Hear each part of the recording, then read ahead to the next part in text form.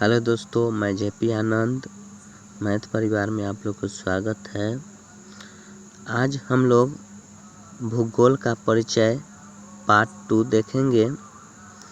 तो पहला क्या लिखा हुआ है, जो संपूर्ण पृथ्वी को जो है 179 अक्षांश तथा 360 देशांतर में बांटा गया है। तो हम लोग जान गए कि जो पृथ्वी को कितना अक्षांश रेखा में बांटा गया है, तो 179 और 360 देशांतर में बांटा गया। 0 डिग्री अक्षांश रेखा को विषुवत रेखा कहा जाता है या भूमध्य रेखा कहा जाता है। अब समझिए, जब पृथ्वी के जो बीचे बीच अगर जो काट देते हैं ना, तो इसी को हम भूमध्य रेखा या अक्षांश रेखा कहते हैं।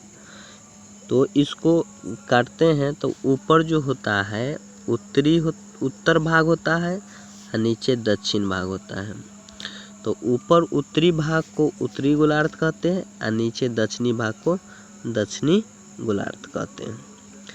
आगे है 0 देशांतर रेखा भी पृथ्वी को 2 भाग में पूर्वी देशांतर और पश्चिमी देशांतर में काटती है। तो ये भी बात समझ गए कि जो 0 देशांतर रेखा पृथ्वी को कई भागों में काटती है, तो 2 बराबर भागों में काटती है, जो पूर्वी देशांतर के रूप में और पश्चिमी देशांतर के रूप में।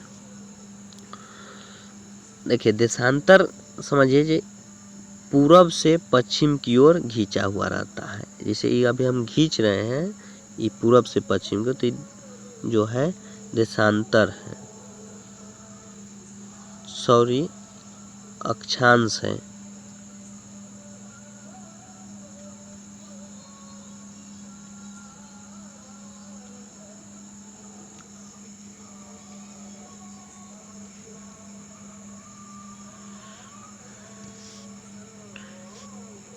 उसके बाद आगे लिखा हुआ है भारत उत्तरी गोलार्ध तथा पूर्वी देशांतर में स्थित है। तो भारत जो है किस तरफ स्थित है, तो उत्तरी गोलार्ध में तथा पूर्वी देशांतर में स्थित है। विश्व के सभी देशों अपने समय का निर्धारण 0 डिग्री देशांतर रेखा के आधार पर करता है। तो ये भी बात याद हो गया होगा कि विश्व का सभी देश जो है कितना डिग्री देशांतर रेखा पर आधारित है, मतलब उसका समय तो 0 डिग्री देशांतर पर। अगर 0 डिग्री देशांतर रेखा पर दिन का 12 बज रहा है, तो 82.5 डिग्री पूर्वी देशांतर पर क्या समय होगा। तो इसको निकालने का तरीका है, चलिए देखिए इसमें कैसे निकाला जाता है। तो इसमें हम लोग जानते हैं कि जो पूरा जो होता है, मतलब हमारे भारत का देशांतर जो है 5.5 घंटा आगे है। तो 5.5 घंटा जो हम इससे जो है आगे कर सकते हैं। तो आगे अगर जब 5.5 घंटा करते हैं तो कितना हो जाएगा, 12 से 5 जोड़िएगा तो कै बज जाएगा। तो याद रखना है कि जब 12 से अगर जब 5 जोड़ते हैं तो 5 बजेगा, और 5 बजेगा और आधा घंटा और जोड़ते हैं तब 5:30 बजेगा। उसके बाद आगे वैसे अपना निकाल लीजिएगा, जो कितना समय होगा 100 डिग्री पर, 30 डिग्री पर कितना होगा, सब क्वेश्चन वैसी है। अब इधर क्या लिखा हुआ है इसे देखिए। इसमें लिखा हुआ है कि जब भारत उत्तरी गोलार्ध में 8 डिग्री 4 मिनट उत्तरी अक्षांश रेखा से 37 डिग्री 6 उत्तरी अक्षांश रेखा के बीच में फैला हुआ है। तो ध्यान रखिएगा कि जब भारत जो है किस तरफ मतलब फैला हुआ है, तो 8 डिग्री उत्तरी अक्षांश से 37 डिग्री 6 उत्तरी अक्षांश स्थित है। और हम लोग जान चुके हैं कि जो विषुवत रेखा जो है बीचे बीच काटते हैं, तो विषुवत रेखा बीचे बीच काटा हुआ है, और डिग्री अगर जो ऊपर जाते हैं तो उसको क्या कहते हैं, कर्क रेखा कहते हैं। 23.5 डिग्री नीचे आते हैं तो उसको मकर रेखा कहते हैं। आगे लिखा गया है देशांतरीय विस्तार। तो देशांतरीय विस्तार जो है कितना है, तो याद रखना है ये 68 डिग्री 7 मिनट पूर्वी देशांतर से 97 डिग्री 25 पूर्वी देशांतर तक फैला हुआ है। देशांतर रेखा जो है याद रखिएगा ऊपर से नीचे की ओर जो है खींचा हुआ रहता है। मतलब कहने का मतलब जो किधर से किधर खींचा हुआ रहता है, तो उत्तर से दक्षिण की ओर खींचा हुआ रहता है। क्लियर हो गया होगा। उसके बाद भारत पूर्वी देशांतर में है, इसलिए भारत का मानक समय जो है 0 डिग्री रेखा आगे है। 82.5 डिग्री पूर्वी देशांतर को भारत का मानक समय माना गया, जो कहाँ है स्थित, तो नैनी में है स्थित, इलाहाबाद के नैनी में। 82.5 डिग्री पूर्वी देशांतर रेखा जो वही पूरे भारतवर्ष का समय माना जाता है। तो भारतवर्ष का पूरा समय कहाँ कितना माना जाता है, तो 82.5 डिग्री। कहाँ है, तो इलाहाबाद के नैनी में। भारत का मानक समय 0 देशांतर तथा 5.5 घंटा आगे है। क्लियर हो गया होगा।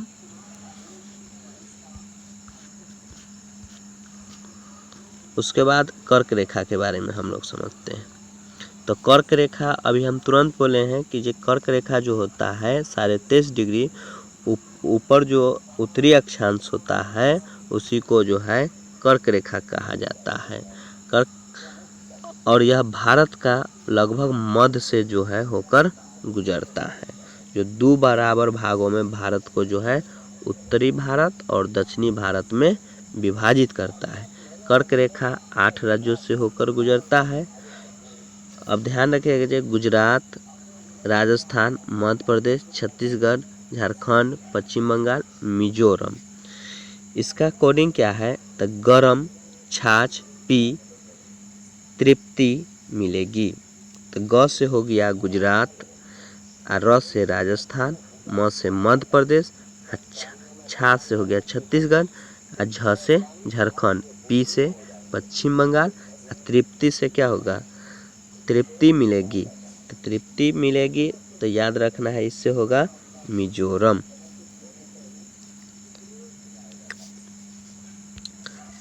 त्रि से क्या होगा, तो त्रिपुरा होगा। उसके बाद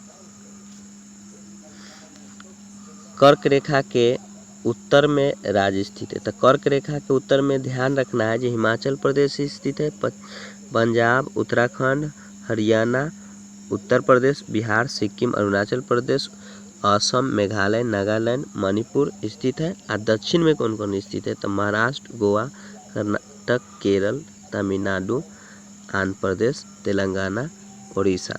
तो हम लोग ये भी जान गए कि ये कर्क रेखा के उत्तर में कौन कौन स्थित है राज्य, तो हिमाचल प्रदेश, पंजाब, उत्तराखंड, हरियाणा, उत्तर प्रदेश, बिहार, सिक्किम, अरुणाचल प्रदेश, असम, मेघालय, नागालैंड, मणिपुर। और दक्षिण में स्थित है महाराष्ट्र, गोवा, कर्नाटक, केरल, तमिलनाडु, आंध्र प्रदेश, तेलंगाना।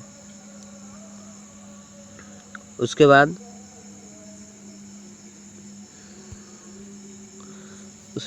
क्या लिखा हुआ है, जो उत्तर और दक्षिण, पूर्व पश्चिम। तो इसमें जो है क्या होता है, ध्यान रखना है, अगर हम पश्चिम में अगर जो जाते हैं, मतलब अंतर्राष्ट्रीय तिथि रेखा है ना 0 डिग्री माना गया है इलाहाबाद से, तो उसके हम पश्चिम में जाते हैं तो समय घटेगा, और पूरब में जाएंगे तो समय बढ़ेगा। तो इस यानी कहने का मतलब जो है गुजरात में अगर जो हम जाते हैं, पश्चिम बंगाल गुजरात है, तो गुजरात में जाते हैं तो समय घटेगा, और पूरब तरफ जो है मतलब अरुणाचल प्रदेश में जो है समय बढ़ता है।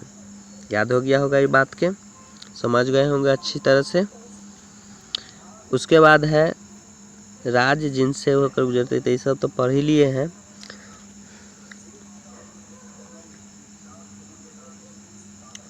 उसके बाद लिखा हुआ है भारतीय मानक समय रेखा 82.5 डिग्री पूर्वी देशांतर रेखा। भारतीय मानक समय भारत के उत्तर प्रदेश जैसे 5 राज्यों से होकर गुजरता है ना, तो कौन कौन है तो ध्यान रखना है, उत्तर प्रदेश, मध्य प्रदेश, छत्तीसगढ़, ओडिशा, आंध्र प्रदेश से होकर गुजरता है। अब समझिए जे मध्य प्रदेश और छत्तीसगढ़ ऐसा राज्य है जिनसे होकर कर्क रेखा 82.5 डिग्री दोनों गुजरता है। तो कर्क रेखा और 82.5 डिग्री जो है दोनों जो है मतलब मध्य प्रदेश और छत्तीसगढ़ से गुजरता है। कर्क रेखा और 82.5 डिग्री पूर्वी देशांतर रेखा एक दूसरे को छत्तीसगढ़ में काटते। तो याद रखना है ये कर्क रेखा और पूर्वी देशांतर माने कहने का मतलब ये 82.5 डिग्री एक दूसरे को कौन राज्य को काटता है, तो याद रखना है छत्तीसगढ़ को काटता है। भारत के पूर्वी भाग तथा पश्चिमी भाग में समय का अंतर 2 घंटा का होता है। तभी हम तुरंत बोल दिए हैं कि जब गुजरात में जाते हैं तो समय घटता है और अरुणाचल प्रदेश में जाते हैं तो समय बढ़ता है। तो 2 घंटा का अंतर होता है। उसके बाद लिखा हुआ है संपूर्ण भारत का अक्षांशीय विस्तार 6 डिग्री 4 मिनट उत्तरी अक्षांश से लेकर 37 डिग्री 6 उत्तरी अक्षांश रेखा तक फैला हुआ है। भारत के उत्तर में इंदिरा कौल और लद्दाख में 37 डिग्री 6 उत्तरी अक्षांश रेखा स्थित है। वही भारत के दक्षिणी बिंदु great Nicobar Indira point 6 degree 4 minute उत्तरी अक्षांश में स्थित है। तो ये भी बात समझ गए कि जो उत्तर में क्या है तो इंदिरा कौल है जो लद्दाख में 37 डिग्री 6 मिनट उत्तरी अक्षांश में स्थित है, और दक्षिण में क्या है तो ग्रेट निकोबार है जो इंदिरा पॉइंट जो कि 6 डिग्री 4 मिनट उत्तरी अक्षांश में स्थित है। भारत सबसे पूर्वी बिंदु जानते हैं जो अरुणाचल प्रदेश होता है जो किवाथू स्थित है। अरुणाचल प्रदेश के किवाथू। पश्चिमी बिंदु गुजरात में गुहार मोती स्थित है। उसके बाद भारत के मुख्य भूमि दक्षिणतम बिंदु तमिलनाडु जो कन्याकुमारी के केप कोमोरिन है, और तमिलनाडु के कन्याकुमारी केप कोमोरिन में बंगाल की खाड़ी, अरब सागर, हिंद महासागर तीनों आपस में मिलती है। भारत दक्षिण पूर्वी भाग में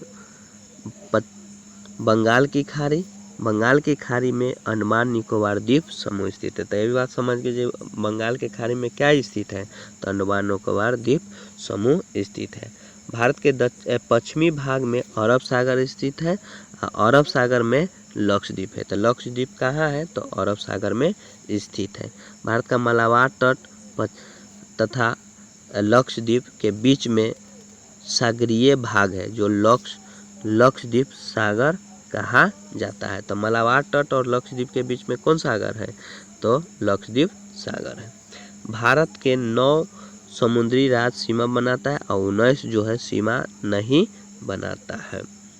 अरब सागर के साथ जो है 5 भारतीय राज्य सीमा बनाता है जो निम्न है, जैसे गुजरात, महाराष्ट्र, गोवा, कर्नाटक, केरल। ये जो है अरब सागर के बीच सीमा बनाता है।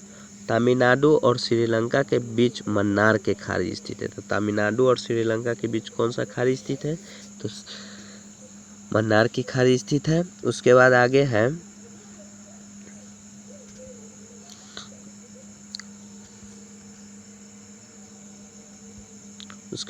लिखा हुआ है भारत की मुख्य भूमि समुद्री सीमा 6100 किलोमीटर है। भारत के मुख्य भूमि के समुद्री सीमा कितना है तो 160 किलोमीटर है। भारत की संपूर्ण समुद्री सीमा जो है लक्षद्वीप अंडमान निकोबार द्वीप सहित जो है 7516। तो अंडमान निकोबार द्वीप सहित अगर जो कहा जाएगा तो 7516 किलोमीटर है। भारत का स्थलीय सीमा कितना है? तो 15,200 किलोमीटर। भारत का स्थलीय सीमा कितना है? तो 15,200 किलोमीटर। संपूर्ण भारत के जलीय और स्थलीय सीमा कितना है? तो दोनों के जब जोड़ दीजिएगा इसको 7516 को और 15,000 को, तो इसका टोटल आ जाएगा 22,716 किलोमीटर। भारत सबसे लंबी स्थलीय सीमा बांग्लादेश से बनाते हैं। तो भारत सबसे लंबी सीमा किससे बनाती है? तो बांग्लादेश से। तथा सबसे छोटी सीमा अफगानिस्तान से बनाती है। सबसे लंबी समुद्री सीमा जो है गुजरात राज्य से बनाते हैं। तो सबसे लंबी समुद्री सीमा किस राज्य से बनाती है? तो गुजरात। और वही सबसे छोटी समुद्री सीमा गोवा बनाता है। पश्चिमी भारत की सबसे लंबी समुद्री सीमा जो है गुजरात बनाता है और सबसे छोटी सीमा गोवा बनाता है। पूर्वी भारत के सबसे लंबी समुद्री सीमा आंध्र प्रदेश बनाता है तथा सबसे छोटी समुद्री सीमा पश्चिम बंगाल बनाता है। तो याद रखना है, पूर्वी भारत के अगर ये चर्चा किया जाएगा तो सबसे लंबी सीमा कौन बनाता है? तो आंध्र प्रदेश। और सबसे छोटी सीमा पश्चिम बंगाल बनाता है। उसके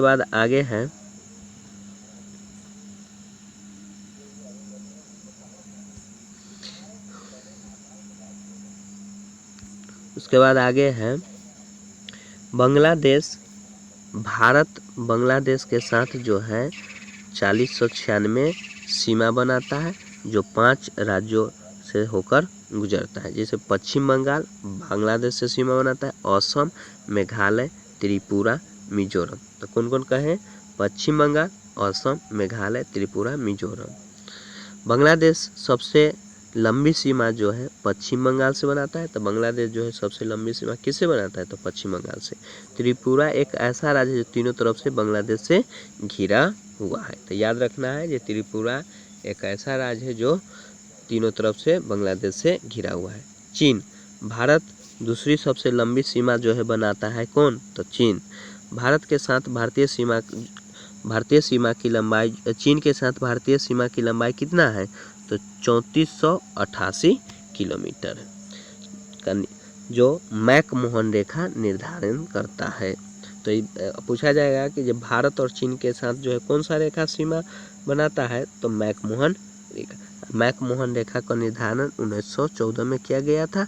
रेखा मूलतः जो है अरुणाचल प्रदेश